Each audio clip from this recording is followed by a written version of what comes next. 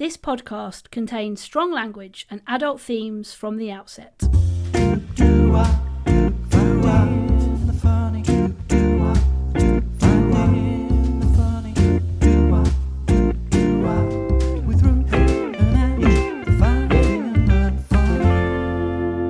Angie. Patty. I've got a question for you. Do you know what? Every time you bring these questions, I go from going, I'm really interested to I'm actually shitting my pants. Well, I know you'll have an answer for this, no problem. But this came in because somebody put this in the box for podcast fodder this week. And I thought, rather than use it in a dickish behaviour, I'm going to ask you what you think and see if you would put it in dickish behaviour. Okay, right, yeah.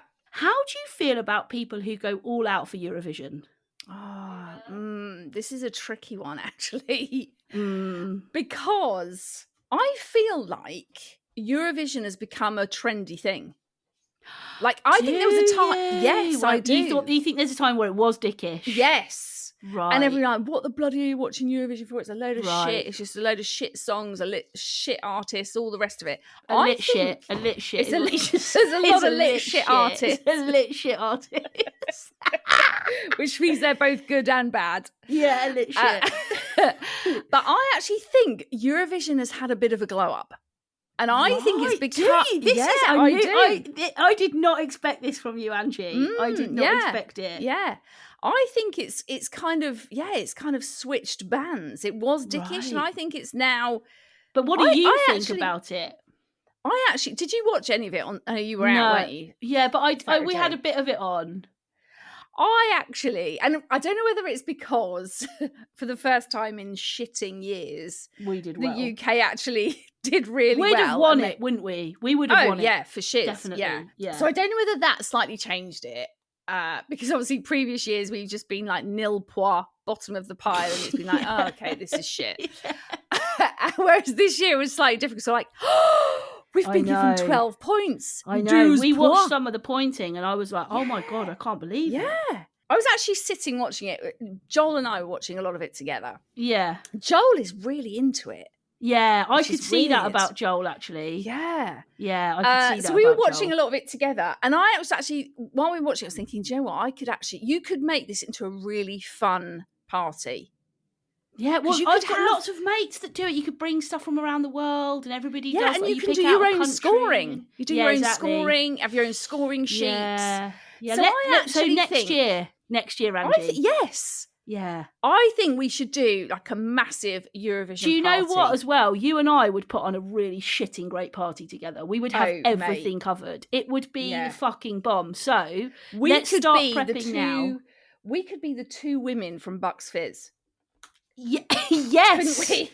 Yes. We could have the skirts on that we could whip them off. Yeah. Whip them off. Do a whip off. Whip those off. Yeah. Get everyone going because everyone will love that. Won't they? Oh, maybe do our own little sort of single. You're making your mind up. Do our own little, little ditties. Little ditties.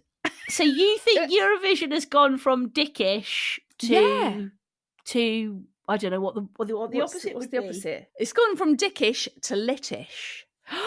Yes, maybe we should start a segment called Littish Behaviour. Littish Behaviour, where we encourage those things that have become cool. Actually really good. Also, I've got something funny to tell you, Angie. Okay, you're going to find it. I've been holding on to this now. I meant to say it last week and I forgot, and I've been holding on to it forever now. Right? There's been a couple of times, in the last couple of weeks, where if I've got wet hair, I look in the mirror and I've thought, shit, I look like Meatloaf.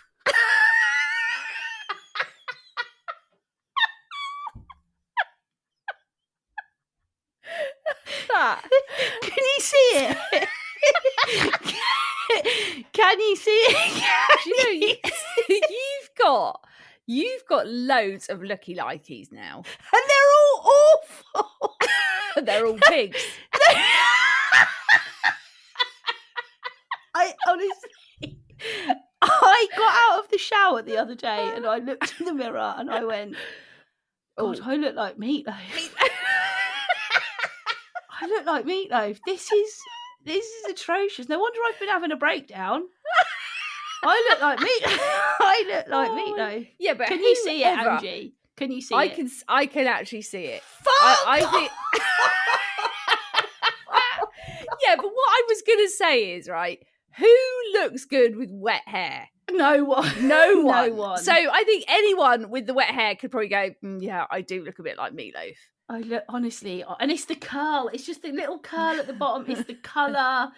It's the dark hair. Yeah, and he's got a little curl like me right at the bottom of his hair. I was so like, actually, God. you've now got, so we've got you looking like Meatloaf, Hagrid, Russell from Up, and Ursula the Sea Witch. And out of all of those, weirdly, I'd take Russell from Up. Because at least he's quite cute. Chuck a cap on and a backpack. And Russell. I'm Russell from Up.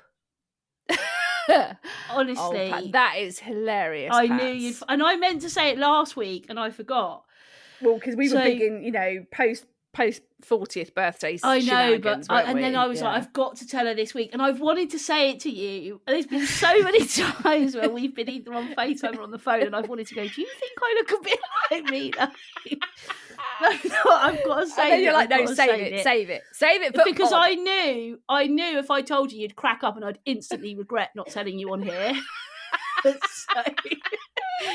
So look, if anybody wants a tribute act to Meatloaf, I can learn Bat Out of Hell. Yeah. Absolutely no problem. You'd be good at that, actually. Oh my God, that is such a backhanded compliment.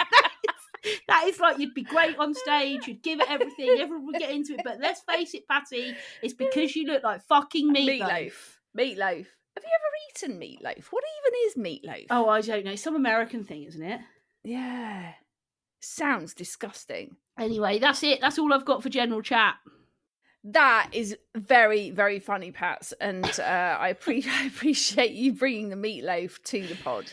Yeah, I mean, very funny. If there's one thing I can do, I can laugh at myself. Oh, mate, yeah. You've got to happy laugh to at own that there's Meatloaf-esque tendencies in me.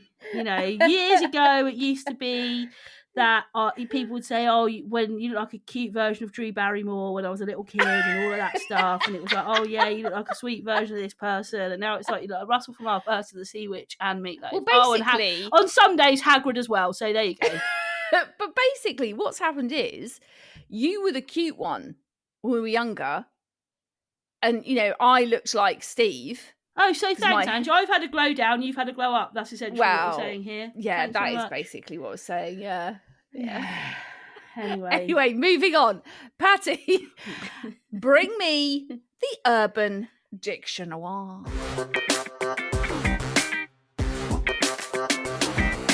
Urban Dictionary.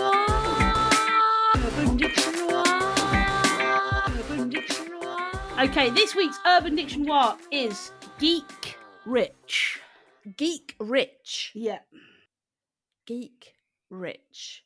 Is it like someone who's big into sort of computers and shit, but they've made shit tons of money? So it's not. It's you're on the right sort of lines. It's right when a person has a small, unfurnished, awful apartment and a terrible car because they spend all of their money on the newest high-end electronics. These can include TV, sound systems, computers, cell phones, the lot. Jeff, I thought Andy landed a high-paying job. Why is he still living in that shit apartment and driving that car? Tom, he can't afford them, man. He's totally geek rich. We've all met someone in our lives, haven't we? Where you've gone to their house and been like, oh, God, this is like, you've got CCTV. No one would want to break in here, mate. It's a shithole. No, but you've got shit tons of techno. Oh my God. You've got amazing, techno mad. Terrible sofa that you can't sit on because it's half broken.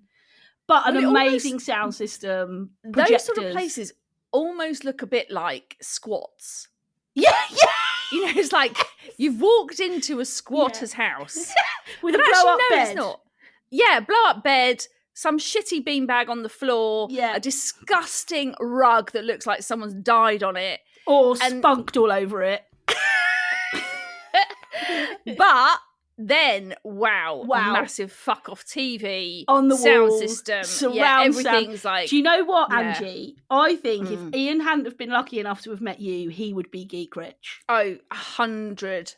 Like, I don't think there would be no mess. But I think he would like live very minimally, but would have 14 iPads. Yes. Oh, I think at times Ian would be quite happy to get rid of me. And be geek rich. And just take all the techno. Yeah. He'd be happy in a box with shit tons of techno. Yeah. And, you know, occasionally seeing me, maybe the kids, would want to see the dog a lot. More than he would want to see any of us. You'd see him and he'd be like, look, quick blowy, then you can go. And we're like, no thanks, then your job's done here after that. I don't need you anymore because I'm just going to sit and watch an amazing film on Netflix on my blow-up beam. Oh, and by the way, can you leave the dog for a couple of days because I've missed her? But you can piss off. Once you've done the blowy, you can go off. I've got a box set that I'm off for 2 weeks. I'm going to watch a box set back to back on my 67-inch TV. But Ian, you haven't even got a sofa. Don't worry, I've got a blow-up beanbag. Yeah. I don't need a sofa. And it is predominantly middle-aged men, isn't it? Yes. And definitely, I think more of a male. That's definitely a male thing, isn't it? Definitely. I mean, I could not give a shit. Well, I do like your technos. No, I could not care less. I don't care if I've got a tiny little, like, computer screen to watch TV on. I don't need some big TV shit. I don't need loads of sound systems and what's surround sound. That's the thing, innit? Yeah, I don't need any of that. Everywhere. No, I don't need any of that shit.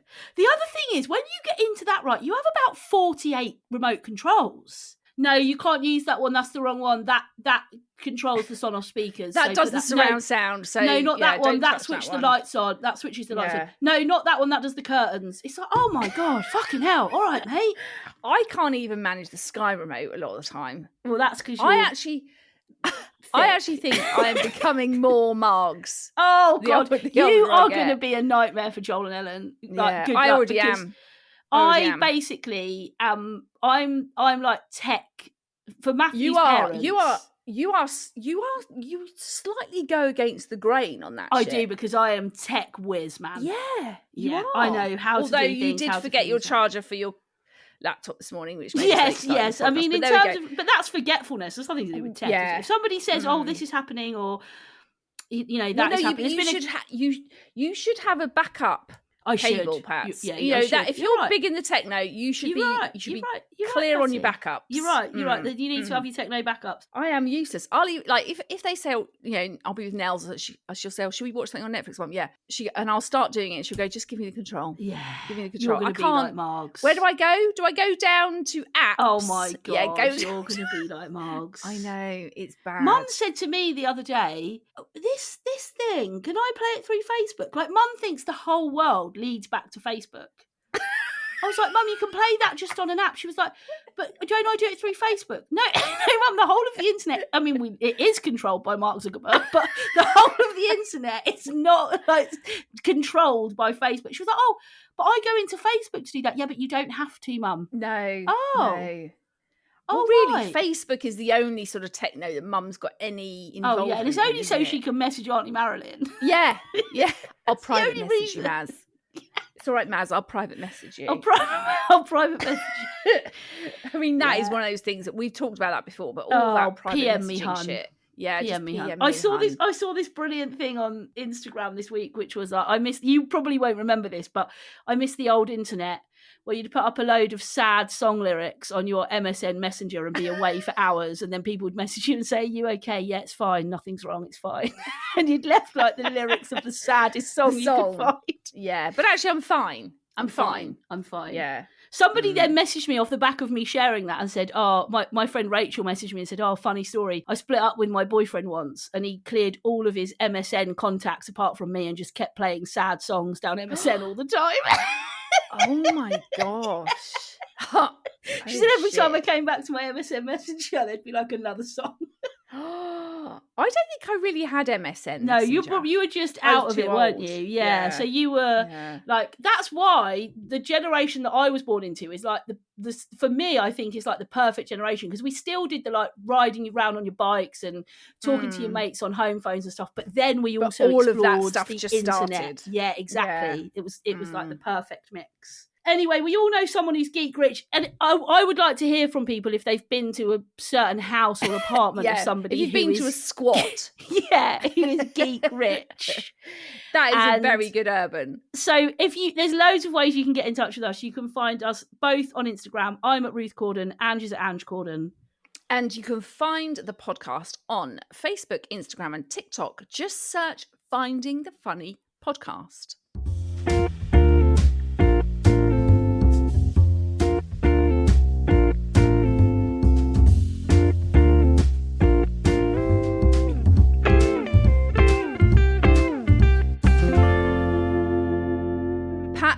Wow. Angie. I feel like a wine, and I feel like a wine 52.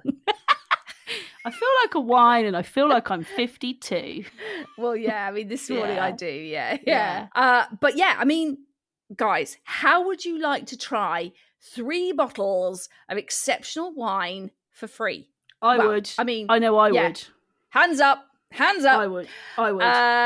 So if you would like to, all you have to do is simply go to www.wine52.com/funny. That's wine and then the numbers 52.com/funny. You cover £5.95 postage costs, and you'll receive 3 carefully selected wines from the Castilla-La Mancha region of Spain. I love saying that. Yeah, and wine 52 I feel like I'm Spanish. You sound like you're Spanish. I know. But let me tell you a little bit more about Wine 52. It's a wine discovery club that visit a different wine region every month. Their wine experts handpick 3 wines from the best independent wineries. That's what I like about it. They're independent in the region and send it to their members. So this month you can expect to have a Sauvignon Blanc. There's a full-bodied red. There's a mature French oak taste and smell, and that provides a rounded elegance. Oh my good Lord. You can also in future months customize your 3 bottles to your taste by choosing from white, red or a mixture of styles. Also you get the magazine Glug. Brilliant. We love that. Which delves into the winemakers and the regions. And the thing that I've loved about Wine 52 probably the most is the 2 tasty snacks. That says more about me than you could ever realise. Classic Patty. Yeah. After your 3 bottles, you'll be part of the monthly wine club. There is no minimum commitment. You can try it and see what you think. If it's not for you, pause or cancel anytime. So remember, that's www.wine52.com/funny to claim your 3 bottles today.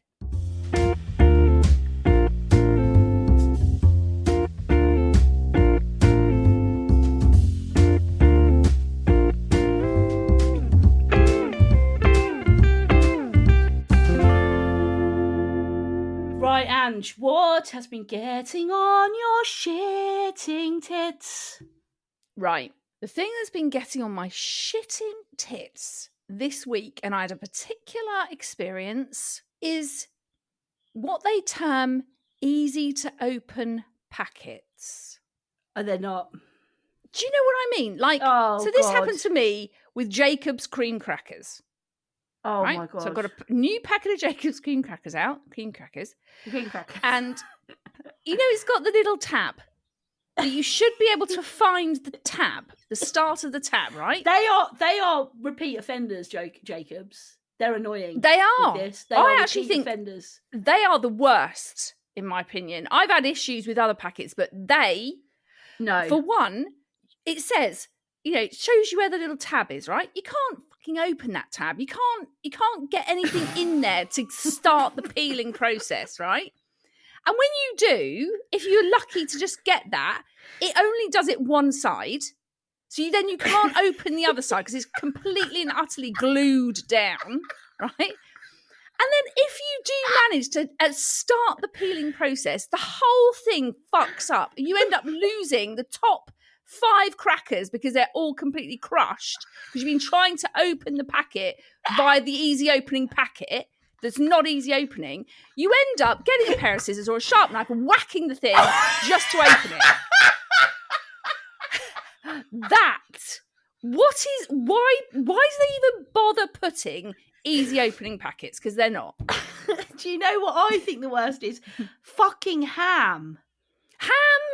Your hams, your chickens. Right, so they do when that you've got the little bit, Yeah. the tab at the side, you just pull that, it'll open. 9 times out of 10, that tab breaks off. Just comes off. Like, oh, God. Right, okay, great. Okay, thanks very much. You're going to have to get a knife now. And round the edge. You're gonna have to do a knife all the way around the edge to get in. I mean, just to open it. They should come with a knife, like not a sharp attached, knife, but like a little like. I'm not advocating ham having knives attached to it, but like maybe a toothpick or something attached to the side to pierce it. A toothpick. Toothpick, so you could get rid of that tab, put a toothpick on the side, so I can pierce the packet and get into it quicker. What? But just quit with the whole easy. They're not. Quit. Why are you even dicking around with it? Just don't put an easy opening thing on it. Don't put the thing on the crackers. Don't put the peely thing on your ham, your chickens, whatever else it is you're going to fucking eat. And also, don't tell me that ham packet is resealable, because it's absolutely not. Not. Yeah. Like, you ain't going to reseal that. And also, you try and reseal it, and it's like, well, that hasn't sealed, has it? I'm still going to have to put cling film around it. So you're going to have to get your cling films. So don't dick around telling me it's, easy open, resealable. Fuck off. That's not true. Do you know, the only one that is your Tesco Finest ham. Well, that one comes in a good packet. Exactly. It's like an envelope. It's like an envelope. It just was so irritating the other morning when I was trying to get into this fucking Jacob's cream cracker packet. I'd have loved to have seen that. Oh, honestly. I'd have loved to have seen you losing. Oh, God. And those crackers now, I've fucking got to put them in the bin. Yeah, I've lost like the top 10 crackers now because it's totally crushed and I'm trying to open the packet. If you're listening, what are you going to do for Angie? Send her those 10 she's lost. I hope so. Exactly. And if you want to sponsor the podcast, if you want to sponsor the podcast while you're at it, we'll take it. It's fine. We'll take it. Well, I'll take some crackers. I'm always up for crackers. No probs. But I was actually stood in my kitchen and I actually said out loud to myself, "This is going in shitting tits." That is it. This is right and honestly pissed me off. Right and honestly pissed me off. Right and honestly. The right and honourable Jacob's crackers of right and honestly pissed me off. Pissed me off.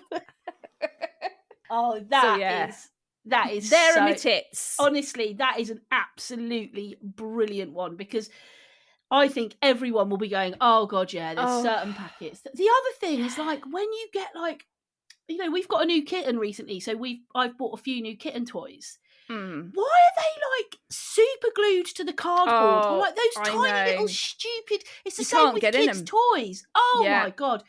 Yeah. It's like you need a bloody degree. You need to be on the Krypton Factor trying to get into those. Do you remember the Krypton Factor? Do you remember that? I mean, that was such a great show, wasn't it?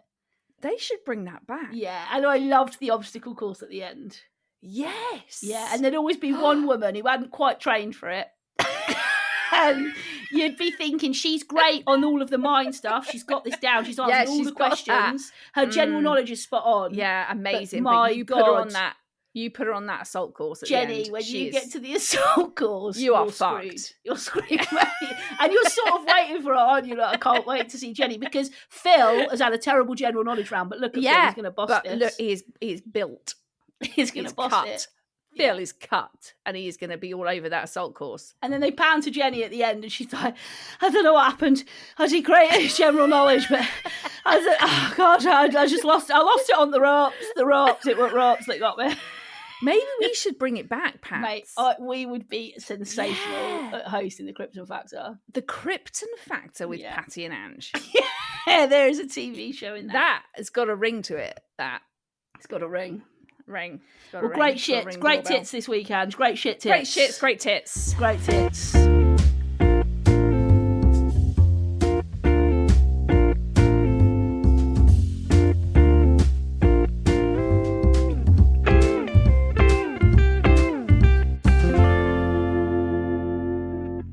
we had a really good dickish behaviour in from Laura. Can I just say, Laura sent in multiple dickish behaviours this week, and they were all brilliant. It took us a long time to pick one. So Laura, all of yours will be used in the next. We've got a Laura back catalogue. We've got a back catalogue. You win. You go top of the class for finding it funny. So this was the one we opted for from Laura on the gram this week. She said, when two drivers recognise each other and stop in the middle of the road to have a chat, dicks. And she put dicks in capital letters, which I love. Why do people do that? Yes. Do you know who's the biggest culprit? Do you know who's the biggest culprit? White van drivers. All the bloody time. They think they own the road anyway. Yeah, they do. They bloody So do. they're just like, it's okay, you're just going to have to wait, love. I'm chatting to my mate Steve. And it's like, just wait. All right, Steve. What you did it? I'm doing a job 2 miles down. Oh, me too. I'm doing a lecky job just up the road. Shut up. No. Oh my God. How's the kids? It's like, why don't you pull over to the side of the road? Why don't you pull over, have a chat, maybe go to the pub, have a chat at the pub, and then go back to your vans? Because you don't need to be doing this in the road. Yeah. I am sat here trying to get past you, and I know everything now about Steve's wife. I know she's had COVID. I know she's been shut in her room and you've had to solo parent Mike, and you're pissed off with it. She's been shut in her room. She's been shut in her room. Steve has solo parented for the last 2 weeks, and he's fucking knackered. He's had enough. I know that. He's had enough. He's ready to leave. He's had enough. Mike, I know that Mike's mum has got remarried last week. Yeah. And they don't even like the bloke she's with. They can't stand him. I'm like, they hate him. Yeah. They hate him. I could go and tell everybody that knows Steve and Mike exactly what's going on in their lives. Yeah. All because I've been sat behind them down a small back road while they've had a chat for half an hour. Yeah. Why do do it? And also, it's like, if you see each other, give each other a wave. Why, even if you can't stop, why don't you then call that person? As you're driving along, just make the hand. We all know what the universal hand signal is. We're all doing it now. We're all doing it. We're all on the phone. Yeah. Just give me a call, Steve. Give me a call. Just show him. I'm going to call you. Have your chat as you drive along. You'll kill some time, and I won't get pissed off. You'll kill some time, and then you won't kill me. The other thing is not even when two cars stop, but when somebody's driving along and they see someone walking along the pavement that they know, and you see them start to put their window down, and they might keep moving, but at like 3 miles an hour, and they're like, yeah, no, that's right, I'll call you about it, because next week we're going for wine and cheese, aren't we? Yeah, I don't think Brenda can make it now. Wine and cheese? Yeah, wine and cheese. And you're like, okay, can you... And they just like creep along while shouting across to the other side of the road about everything that's been going on in their life. And then they start to go, see, you think, oh, they're wrapping it up. And then the person on the pavement shouts something back, and you're like, what the fuck are you doing, Just shut up. Yes. Stop now. Do you not have each other's mobile numbers? If you don't, then why are you having this You can private chat? Message each other on Facebook. That is the point to say PM me, hun. Yeah, PM me, hun. If there's ever a point to bring in the PMing, then it's there. Don't do it on a face. Don't do it on a Facebook post when you've checked into the hospital and everybody's asking what's wrong with you. That's dickish. Yeah, exactly. Yeah. If you do it in this moment, you will be in littish behaviour. You'll be in littish behaviour. Exactly. You know, if I'm behind you in your white van, you see your other mate in his white van, and you think in that moment, you know what, I'm going to piss everyone off if I stop and chat here. I'll just say, PM me, hun. Perfect. See you, mate. Off you go. No one's pissed. No one's getting irritated. You've decided to PM each other, which is brilliant. See ya. Just do that. Yeah. Yeah. I think I would be useless in a white van. Do you? I think you'd be brilliant. I think a white van on your own is the perfect place for you, Angie. Actually, scrap that. I've never driven a van. I think a long distance lorry driver is the perfect place for you. I'd actually quite like that. You would fucking love it. Yeah, I would. On my own in a cab for like hours a day. You'd be like Nessa from Gavin and Stacey, wouldn't you? Eddie Stobarts. Yeah. And then you could just, beep, beep to all your other Eddie Stobarts. Beep, beep. You beep, beep. Beep, beep. All right, son. Yeah, PM me later. Yeah, bye. Just all that. You'd stop on the side of the road. You'd have your bunk in the back. Oh, you'd make yourself some food. You'd make the bunk really nice. It'd be really lovely. I wonder what goes on in those bunks. Oh God, I dread to think, mate. Yeah, I very dread to dirty think. stuff, I think. But yours would be lovely. You'd keep it immaculate. Oh, it would be. It would be. You'd have a lovely, like sort of like a penthouse bunk. Yeah, and you'd be geek rich. You'd have a massive TV. Ian would come and kid it out with all the latest technology. Yeah. But you'd be screwed because you'd have nobody to say, Mum, pass me the remote. I'll do it. You'd be sat for ages trying to get into Netflix. Yeah. They'd have to give me like a little tutorial. Or you'd have to have instructions pinned up everywhere. Go to apps, scroll along. Yeah. When you've hit apps, put in the passcode, enter into it. Scroll down, search. Find what you want to watch, select. Press play. Off you go. Yeah, you'd be great in a lorry long distance on your own. I would actually. That actually does sound. Why don't you get your HGV licence? Yeah, I might do that.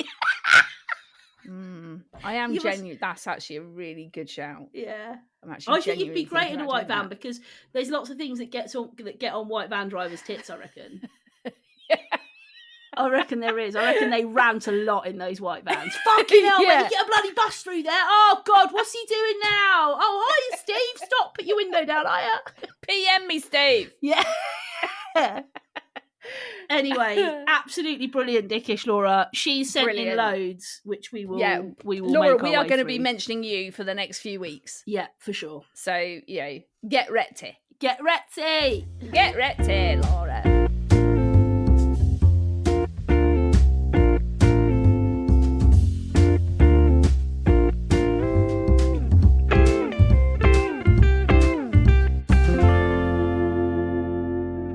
Angie. Patois. Do you know what I needed in this weather? I needed some transitionals. You need some transitions. I tell you what you needed. You needed a flipping raincoat. That's what you needed. Well, but you didn't, did you? You didn't Saturday, did you? You didn't Saturday. Well, I know. So you need your transitions. You need your transitions, which is why you need Stitch Fix. You do, because, spring is around the corner, apparently. Which means, you've got to start packing away the heavy coats. You want to bring out the colourful, lighter pieces of your spring wardrobe. So I think definitely Stitch Fix is where you need to go. Now, look, to get started, just go to www.stitchfix.co.uk/funny and take the fun style quiz. And then your personal stylist will hand select 5 items just for you in your colours, styles and preferred budget. Now, Angie, I know you've done this. Oh, mate. Yeah, I've done this. Loved it. I think I've done this twice or thrice. You've done this a couple of times. All the time. I absolutely bloody love it. And you know what? The amount of people go, "Oh, Ange, I really like those jeans. Oh, Ange, I really like that." I'm just like, Stitch Fix. Yeah, just get yourself some Stitch Fix, mate. Yeah. Do you want to know something amazing though? You would usually pay a £10 styling charge, but listen up, because we have a special offer just for you. Sign up and schedule your first delivery using stitchfix.co.uk/funny, and the styling charge for your first order will be waived. So now you can try Stitch Fix's online styling service for free. Yeah, and do you know what I really like about Stitch Fix as well? And I think this is something that maybe a lot of people don't know. Right. Yeah. So when you do your style quiz. Yeah. You kind of, that's where you say, I like that sort of look. I like those colours, like that cut, whatever it might be. Before they actually send you your 5 items, they send you a link where you can actually view some of the stuff they were going to send to you, and you can select from that what you do and don't like. So you can be a little bit more specific, because some people sort of say, "Oh, yeah, but what if they send you the part and you don't like them?" Well, obviously that's a pain, but it doesn't very often happen, I have to say. But you can, before they actually send, you can go in and say, "I like that, I don't like that," and then they'll just switch it out for something else. And then they send you 5 items. Pick what you like, keep it. Send what you don't like back. Bob's your uncle. Fanny's your aunt. So what are you waiting for? To get started today, just go to www.stitchfix.co.uk/funny to try Stitch Fix's personal styling service for free. Again, that's stitchfix.co.uk/funny. And if you keep all 5 items, you'll get 20% off. One more time, just for luck, stitchfix.co.uk/funny.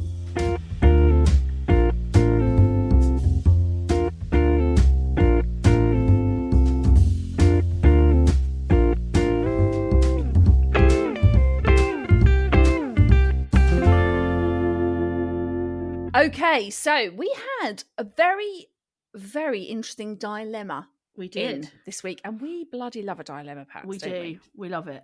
So we will keep this person anonymous. So the dilemma says, "Hi, Patty and Ange. I have a bit of a dilemma. At the beginning of the year, I got offered a job, which has turned out to be a bit of a dream role for me. I love it, and I'm so happy that I'm financially stable for the first time in my adult life. The difficulty is my older sister is in a very different situation financially. My finances are not that good that I'm able to send money her way, and it has been mentioned by other family members that I should be careful not to say too much about my new job for fear of making her jealous. I don't want that, of course, but at the same time, I find it hard to try and hide my happiness about my new career. I try to put myself in my sister's shoes, and I hope that I would genuinely just feel happy for her if it was the other way round. How can I be completely true to my own very new level of contentment, whilst also remaining completely sensitive to her situation?" Big, big dilemma.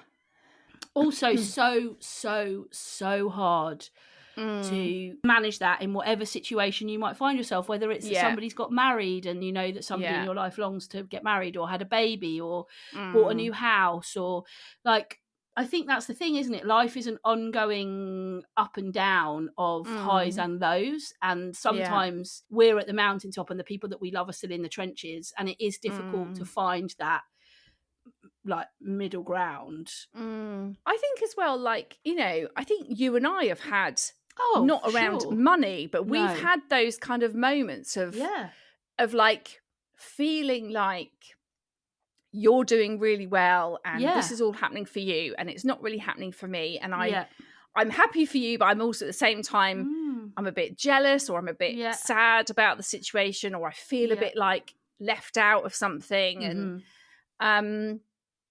And I really, I think when I sort of reading this dilemma, I really felt for both parties. Me too. Agreed. You know, and I feel like I've been in both of those places at different points. Yeah.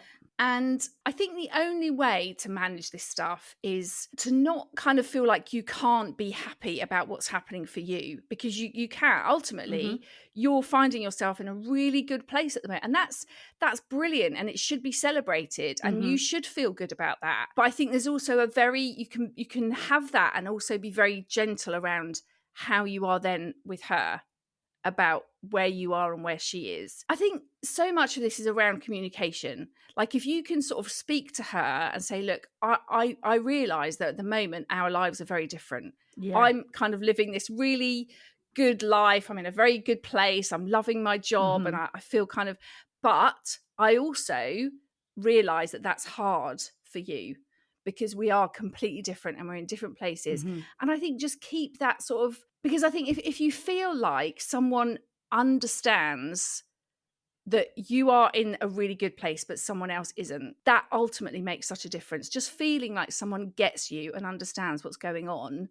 I also think as well that gives you leverage to say to your other family members, look, I'm going to talk to her about it. I think for me it's the understanding that joy and pain can collide in the same space, and you can feel sad for yourself and genuinely happy for somebody else. Like you can absolutely feel both of those things. It's not like, oh, I've got to just be happy for my situation. Like we can, as humans, have those two things running in parallel. The only thing that I can, like, the biggest thing for me has been around watching people have babies. And to start off with, it was just complete resentment. It was like, oh my God, I hate what you've got. I hate it. I'm so jealous of you. I can't talk to you. I can't look at you. I can't have a friendship with you. I can't manage this. And then over time, I realised that actually, when those pregnancy announcements came, I could go, oh, I really hope that baby is healthy and happy and brings all the joy to your family that you want. But also, I feel sad for myself. I feel sad that... So I think it's just about voicing. And I think the thing is, when things are left unspoken like this, they become sort of shrouded in secrecy. And then what starts to happen is you don't know what your sister's really thinking about it. So you leave every situation thinking, oh God, did I manage that right? Did I handle it okay? Did I say the right thing? Was I too... Whereas if you say to her, look, I get it. like I see the difficulty in your situation, and I'm here for you, and I want to help you and be there to support you wherever I can. And I hope you see the joy of my situation, and I hope you want to celebrate that. And I think if you can, and then you can also say to your other family members, it's fine, we've talked about it. I don't need you to continue to give me advice about how I should manage this.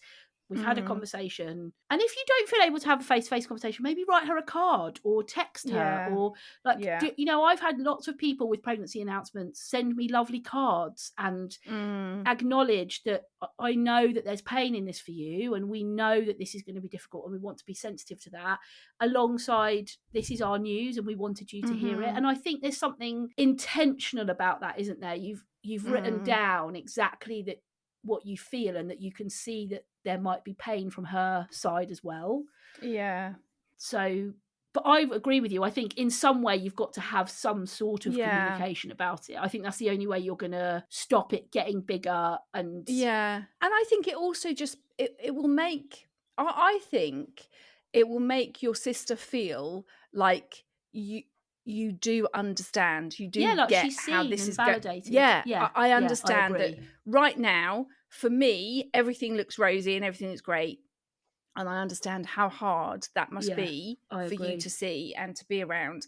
And I will try my utmost to always be gentle and respectful of what we talk about and the conversations that we have. And I think just also making sure that I think it's quite easy in sibling relationships to feel like that changes your relationship because you're in two very different spaces. And I think it's really important, if you can, to realize that it's not going to change anything, because the love you have for each other, and I'm sure deep down your sister, even though there might be a little bit of jealousy, she will be so happy for you, and will be genuinely wanting the best for you, however hard that might feel for her. And I think just maintaining the relationship you have, because you obviously have, from the sounds of it, a very close one, for the fact that you do feel that the fact that life feels really good for you at the moment and not so good for her, that's obviously affecting you both, which shows the level of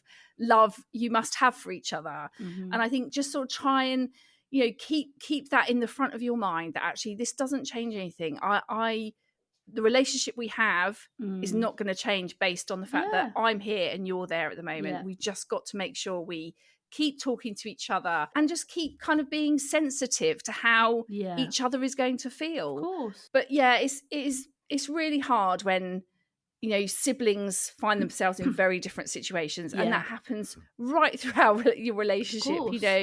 Sometimes you're at the top and sometimes you're at the bottom, and I think just kind of try and hold on to what you have and keep that kind of really careful relationship you have with each other central to everything else that's going on. Well, look, that's it. We've gone through another episode. We love hearing from you. I've loved the dilemmas we've had coming in for series 5. Same. I've loved it. So if you've got any dilemmas or anything you want, we'll obviously always keep you anonymous. You can give us as much or as little information as you want.